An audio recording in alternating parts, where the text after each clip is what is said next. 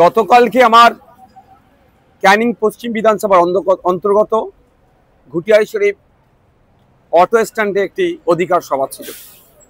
আমি যখন যাচ্ছিলাম সেই সময় যাওয়ার পথে ক্যানিং পূর্ব বিধানসভার অন্তর্গত নারায়ণপুর অঞ্চল, সম্ভবত অঞ্চলটির নাম, ওই অঞ্চলের দু জায়গায় আমাকে কালো পতাকা দেখানো হয়। আমাকে যখন কালো পতাকা দেখানো হচ্ছিল, আমি গাড়িটা স্লো প্রথম করি, তারপর গাড়ি দাঁড়া করিয়ে আমি জিজ্ঞাসা করার চেষ্টা করি যে কী কারণে কালো পতাকা দেখানো হচ্ছিল। অনেক চিৎকার চেঁচামেচি করছিল। এমন একে একে করলে সুবিধা হয়। তো কিছু লোকজন বললো যে আপনি যেখানে যাচ্ছেন তারা সব গেঁজা, এই ধরনের অনৈতিক কাজ করে, ব্যবসা করে, ডিলার সব আমাদের গ্রামের ছেলেদেরকে ধ্বংস করে দিচ্ছে। আমি বললাম আমি এই ধরনের যদি ঘটনা ঘটে আমি গিয়ে গাঁজার বিরুদ্ধে বলবো। তার মধ্যে যেহেতু আমার সময় স্বল্প হয়ে আসছিল, আমার গাড়িটা আস্তে আস্তে আবার বার করে নিলাম। তার থেকে 1-150 মিটার কি একটু বেশি এসেই আবার বেশ কিছু রাস্তায় মহিলারাও প্ল্যাকার্ড নিয়ে কালো পতাকা নিয়ে দাঁড়িয়েছিল।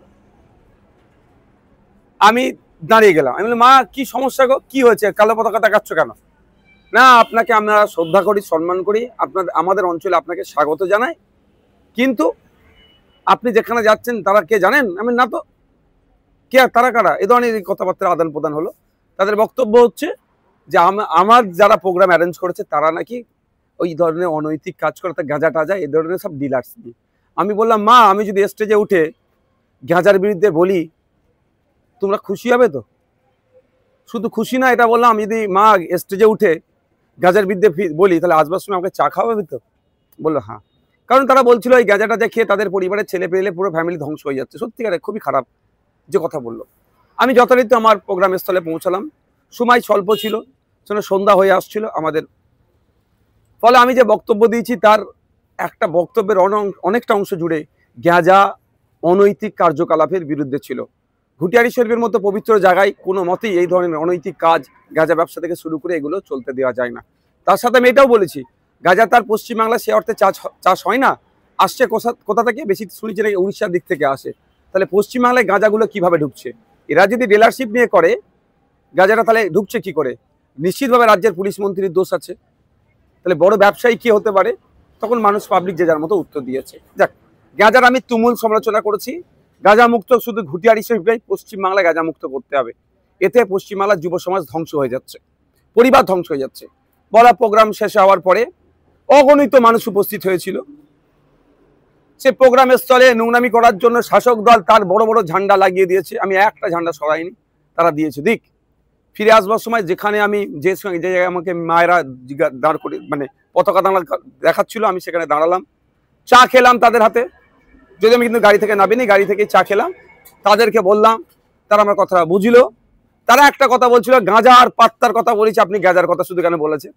আর আমি সত্যিকার অর্থে তাদের বললাম, বাবু আমি গাঁজা আর পাত্তার মধ্যে ডিফারেন্স জানতাম না, কি ব্যাপারটা বলো। ওরা একটু ব্যাপারটা বললাম, ঠিক আছে এরপর থেকে গাঁজা আর পাত্তার বিষয়ে বলবো। যাক, তারা কনভিন্স হয়েছে।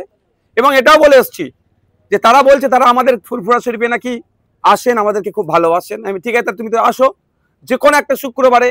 যদি মনে হয় আমার সাথে স্টেজে ওই ছেলেগুলো ছিল, এরা গাঁজার কোনো বিজনেসের সাথে যুক্ত, তার নাম আর একটা করে ছবি যদি পারো আমাদেরকে দাও, দেখো তার বিরুদ্ধে আমরা কি ব্যবস্থা গ্রহণ করি।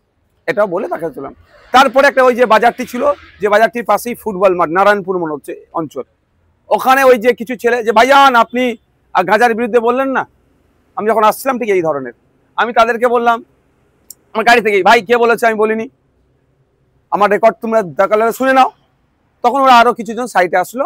আমি বললাম গাড়িটা দাঁড় করো। আমি বাবু, আমি আবার গাড়িটার কাঁচটা খুলে, দরজাটা খুলে গাড়ির ভিতর থেকে আমি একটু বাইরের দিকে বার হলাম। তো বললাম যে আমি কে বলেছে বলিনি, তোমাদের আর কথা শুনে গিয়ে আমি ওখানে বলেছি না ভাইজান আপনার স্টেজে যারা ছিল তারা নাকি গাঁজা ব্যবসায়ী, গাঁজার ডিলার। আমি বললাম বাবু আমি তো জানি না, তো তুমি আমার ডিটেলসটা দাও, তার বিরুদ্ধে কি ব্যবস্থা গ্রহণ করি দেখি, দেখো তোমরা। আর একটা কথা হচ্ছে, আমাকে একটু ইনকোয়ারি করতে দিতে হবে সময়। এই বলার মধ্যে ওই কিছু সবাই চিৎকার চাচ্ছে, সবাই ওই অভিযোগটাই করছে। আমার সাথে কেউ খারাপ আচরণ তখন পর্যন্ত করেনি। যেটা সত্য কথা সেটা আমি বলতে হবে, মানুষকে জানতে হবে যে অ্যাকচুয়াল ফ্যাক্টটা কি। তারা বলছে আমাদের এখানকে শেষ করে দিল। অনেক মাও ছিল, অনেক বাপেরা, অনেক বয়স্ক, অনেক ইয়াং ছেলে, কলেজ পড়ুয়া ছিল, ভাইজান আমাদেরকে শেষ করে দিচ্ছে। আমি বললাম ভাই তুমি বিশ্বাস করে তো আমাকে আমি সঠিক পথে চলছি বলে অভিযোগটা জানাচ্ছ তো? বললো হ্যাঁ। আমি তাহলে ঠিক আছে, তুমি তাহলে যারা যারা এই অন্যায় কাজ করছে আমাদের পার্টির নাকি ঝান্ডার নিচে আছে, তাদের ডিটেলসটা আমাকে দেবে। ওরাও এক প্রকার কনভিন্স হয়ে যাচ্ছিল। সেই সময় 2-4টে লোক আসে, দেখলাম কি ওই ভিড়কে, তোমরা যাও তোমরা যাও তোমরা যাও, আচ্ছা আপনাকে আর বলতে হবে না, আপনি চলে যান। ব্যাপারটা একটা বোঝার আছে। যাদেরকে আমাদের বিরুদ্ধে খাপিয়ে তোলার চেষ্টা করেছিল, বাস্তব কথাটা বলেছি, তারা বোঝার চেষ্টা করেছে তাদের লড়াই গাঁজাকে বন্ধ করার যদি সত্যি করে হয়, আমিও গাঁজা বন্ধের পক্ষে, গাঁজার যেটা চলছে এর বিরুদ্ধে আমি। সুতরাং তারা কনভিন্স যখন হতে শুরু করলো, দেখলাম এটা হলো। এবার তারপরে আমি বললাম ঠিক আছে অবশ্য ভালো থেকো, যদিও তারপরেও বললাম ওর মধ্যেই যদি কারো মনে হয় যে এরা অন্যায় করছে, আমাদের পার্টির সাথে যুক্ত আছে, তাদের ডিটেলসটা দাও, তাদেরকে আমরা একটু টাইম দাও, ইনকোয়ারি করে তাদেরকে বহিষ্কার করে দেবো, বার করে দেবো, কোনো সমস্যা হবে না। কারণ আমরা সমাজ ব্যবস্থা পরিবর্তনের জন্য রাজনীতিতে এসেছি, এই গাঁজা মুক্ত সমাজের জন্য এসেছি। আর আমাদের ঝান্ডা ধরে গাঁজা তো বিক্রি করবে, তাহলে তাদেরকে কোনোদিন রাখতে পারি? বলার পরে আস্তে আস্তে আমরা আসছি। বা রাস্তার দু সাইডে প্রচুর লোকজন দাঁড়িয়ে আছে, ভালোবাসার মানুষও আছে, তৃণমূলেরও লোক থাকে। কারণ যখন আমি যাচ্ছিলাম, প্রথম যারা আমাকে কালো ঝান্ডা দেখাচ্ছিল, যে ঝান্ডা দেখাচ্ছে সে হাসছে, আমি তাকে বললাম বাবু হাসলে, এরম ভাবে বললাম যে হাসলে আর বিপ্লব হয় না, তুই প্রতিবাদও করছে, হাসছে কেন? মুখ বিনা হাসিতে কালো ঝান্ডা দেখাও, সে হেসেই যাচ্ছে। আসবার সময় তার সাথে দেখা হয়েছে, তার হাতে ঝান্ডা ছিল না, তখনও হাসছিল। দেখার সব মানুষজন থাকে যেভাবে তাকে আমাকে স্বাগত জানাবে বলুন, বা আমার প্রতিবাদের জন্যই তারা দাঁড়িয়ে আছে, যেটা ভাষাই নেবেন। রাস্তার দু সাইডে প্রচুর লোকজন দাঁড়িয়েছিল, এবার আস্তে আস্তে তাদের হাত দেখাতে এসেছি, কে কেমন আছে না আছে করতে করতে আসছি। ঠিক বাজারটা শেষ হবে, সেই খবর পাচ্ছি নাকি আমাদের শুভাকাঙ্ক্ষী কিছু যারা প্রোগ্রামে গিয়েছিল, বাইকে করে ফিরছিল, তাদের উপর চড়া হয়েছে। এই চড়াওটা হয়েছে, নোংরামি কাজ করেছে।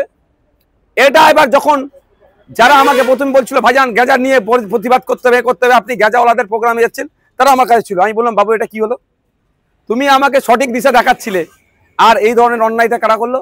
তখন ওরা সরাসরি বলছে ভাইজান এটা আমরা করিনি। তাহলে কারা করলো? ওটা কারা করলো? এখানে বুঝতে অবকাশ লাগছে না শওকত মোল্লা সাহেব, যে ক্যানিং পূর্বের মতো জায়গাতে মানুষ রাস্তার দুধারে ঢল নেমেছে, চন্দনেশ্বর থেকে শুরু করে নারায়ণপুর থেকে শুরু করে বিভিন্ন জায়গায় ক্যানিং পশ্চিমের মানুষ, হাজার হাজার মানুষ রাস্তায় নামছে, আতঙ্কিত হয়ে গেছে বলে আমাদের কর্মীদের উপরে চড়া হয়েছে। দুর্ভাগ্য সেখানে কিন্তু পুলিশের একটা অংশ ছিল, প্রথমে তারা নীরব দর্শকের ভূমিকা পালন করে।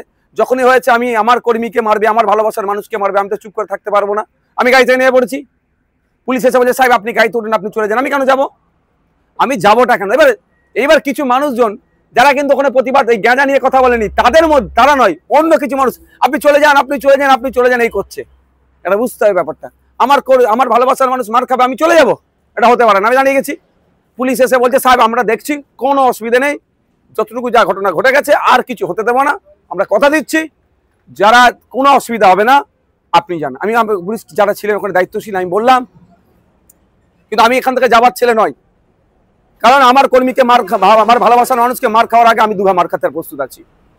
তারা আমাকে রিকোয়েস্ট করেছে, বা গ্রামের কিছু শুভবুদ্ধি সম্পন্ন মানুষ বললো যে ভাইজান, এবং যারা প্রথমে আমাকে বলছিলেন যে গাঁজা নিয়ে গাঁজাওয়ালাদের প্রোগ্রামে আপনি যাচ্ছেন কেন, তারাও এসে গেছিল অনেকে কাছাকাছি এসে, ভাইজান আমরা দেখছি, আমরা এটা মর্মাহত, এরকমই ভাষায় বলেছে, আমরা মর্মাহত, এই কাজটা আমরা করতে চাইনি, কেউ মধ্যিখান থেকে করে দিয়েছে। এবার কেউ মধ্যিখান থেকে করে দিয়েছে সেটা হয়তো উনা বললো, আমি বলছি শওকত সাহেবের ঘনিষ্ঠ মানুষরা এই সুযোগটা নিয়েছে।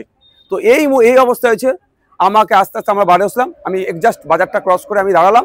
আমাদের যে বাইক যারা, আমি পুরো খবর নিলাম ওখান থেকে, যাদেরকে তাদের উপর আক্রমণ চালিয়েছে, তারা ওখান থেকে যতক্ষণ রেস্কিউ হয়েছে, আমি ওখানে অপেক্ষা করেছিলাম তাদেরকে তাদের বাড়ি পৌঁছাবার জন্য। আমি রাস্তা দেখিয়ে আমি বাড়ি এসেছি। এই হচ্ছে ঘটনা। ব্যাপারটা হচ্ছে আমরা প্রশ্ন এখানে, অঞ্চলটার নাম কি? সম্ভবত নারায়ণপুর অঞ্চল। ওখানকার বিধায়ককে শওকত মোল্লা সাহেব, ওখানকার এমপি কে তৃণমূলের এমপি, ওখানকার প্রধানকে তৃণমূলের, ওখানকার জেলা পরিষদের সদস্যকে তৃণমূলের, ওখানে সমিতির সদস্যকে তৃণমূলের, ওখানকার নয় সারা রাজ্যের মুখ্যমন্ত্রী কি মমতা ব্যানার্জি। তাহলে গাঁজাটা বন্ধ করার দায়িত্ব কার? যদি প্রশ্ন আমার, যদি আইএসএফ এর ছত্রছায়া থেকে কেউ গাঁজা ডিলার করে, এইটাই তো সুযোগ শওকত সাহেবের কাছে, ওকে ধরে জেলের মধ্যে ভরে দেওয়া। তা করছে না কেন? মানুষকে এই ধরনের প্রোগ্রাম করাচ্ছে বা এই ধরনের প্রোগ্রাম করছে কেন? প্রশ্ন থেকে যাচ্ছে।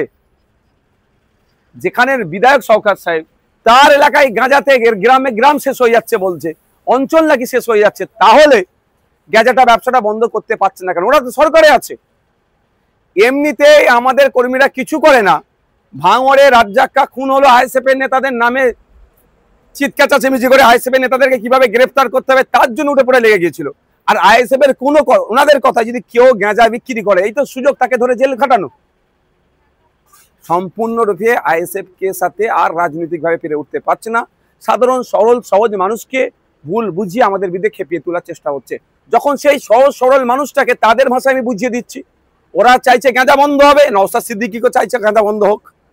ওরা বলছে আপনি কেন গাঁজাওয়ালাদের প্রোগ্রামে গিয়েছেন? আমি বলছি গাঁজাওয়ালাদের প্রোগ্রামে কি আমি তো জানি না, আইএসএফ এর প্রোগ্রাম, কারা অ্যারেঞ্জ করেছে আইএসএফ এর নেতৃত্বরা। তারপরেও বলেছি আমি স্টেজে উঠে গাঁজার বিরুদ্ধে কঠোরভাবে বলবো এবং স্টেজে উঠে কঠোরভাবে প্রতিবাদ করেছি।